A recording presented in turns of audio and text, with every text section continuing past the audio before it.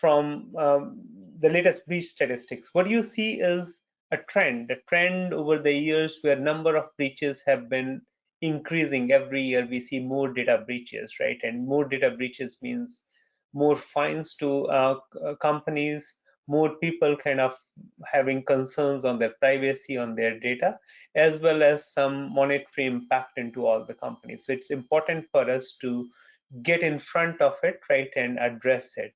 And definitely, as the breaches are increasing, or where the data is, as most of you are dealing with customer data, with health data, with financial data, and other records, that's where hackers will come after.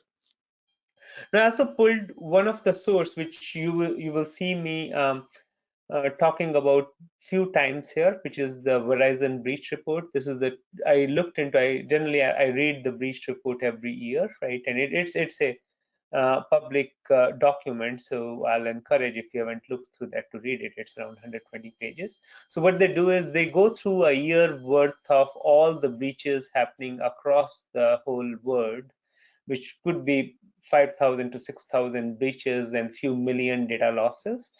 And they analyze it, kind of what happened, what were the techniques used by the hackers, and what could be done, right, to address those breaches. So one stat I want to pull out of this, right, for today's webinar, right? So this is one of their overall stat on what exactly they saw as was the reasoning behind the breaches.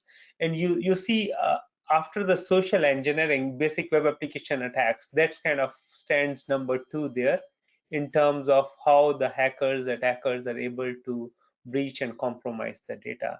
So today's talk becomes important for us because all of us deal with web applications in one form or the other. Even this webinar is going over Go Meetings, right, which is running set of websites behind an application behind it, right? So a lot of the work which we do is on applications, right, and that's where what becomes the target.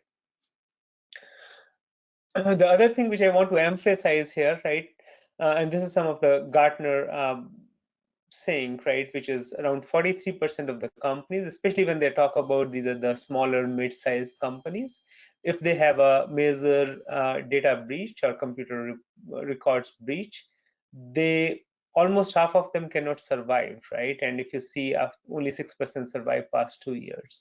So it's very important. Any loss in the data could be end of the business, right, of records, and that's just emphasizing the need for the security here. Now, let me dig deeper into the web application security. For more information, click on the link below or visit databrackets.com.